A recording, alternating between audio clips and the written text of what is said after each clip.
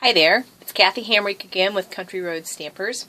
Today I'm going to try to be very quick and concise in showing you something how to do with the new rose thinlet that we have. I'm sure you, like me, have seen all kinds of different ones done where they've got different layers for the outside and the inside, but it's just so much work and so tedious that I didn't want to take the time to fool with doing all these. So I want to show you just a little bit easier way, at least I think it's an easier way, to give you a chance to do this and make it faster. It may not be quite as fast on the leaf, but it is faster on the flower. So that's what I'm going to focus on today, is using the rose thinlet from Rose Wonder. Put it where you can see this. And there's a matching thinlet and stamp set that goes with this. It's really quite easy to use once you find the shortcuts. Now, I've already cheated to save time, so this wouldn't take forever to get ready. And I've already run my rose through the Big Shot with white cardstock. Nothing fancy, just white cardstock.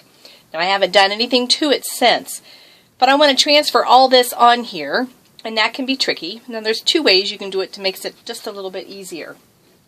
One, I've already cut out a rose before, and so I saved this. If I wanted to, I could put glue all over this, and I would have a great spot to put my rose right down on top of that. Or I can simply take this rose, flip it over, and put glue on the back. And that's what I'm going to choose to do this time. And I've only done this a couple of times, so we'll see how this works. It'll probably be bad news since I'm doing online here. So I'm just going to put glue, and you see I'm trying to hit all the inside pockets, not the outside edges, because I mean, if it goes on the outside, that's not going to be a big deal, because I'm going to actually cut another piece in a minute of black and layer right on top of that with the black. Okay, so I've got glue all on that. Now I don't have it on the thinlet, it's just on the cardstock.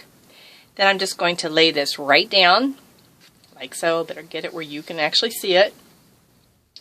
Then I'm going to just kind of push it down in all the areas so it will stick to the glue. Now you could probably wait a minute and this would actually be easier, but of course we're taping, so I don't want to wait.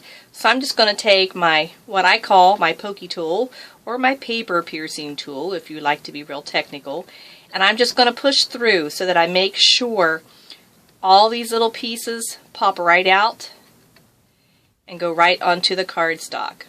So see, my rose is right on there, all fastened down.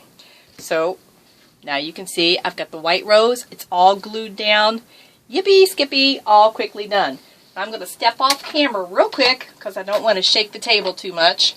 Run through a rose on black cardstock, and I know this is something you should never do. You should never step off, but sorry, you're going to have to bear with me while I do this. Then I'm going to take the black rose, and I don't really care so much if I have all this. All I really want is the outside edge. So I'm just going to come back with my paper piercing tool and just get the outside edge started, like so. Lay that aside. Finish poking out the rest. Now if I wanted to do different layers, I could leave all these little pieces in, but I don't want to. I want them all out. So now I have the outline of my rose all done. So all I have to do, let's get this mess out of the way, is take my Tombow glue. You could take the real fine thin tip glue, but I actually prefer Tombow. I will tell you, you want to go light with this, because if you use a lot, it oozes out and it does not cover up well. It doesn't dry. I mean, it dries clear, but you can see it. So you want to try to go easy with this. Now the tricky part comes matching this up, seeing where it goes, and I believe that goes right there, like so.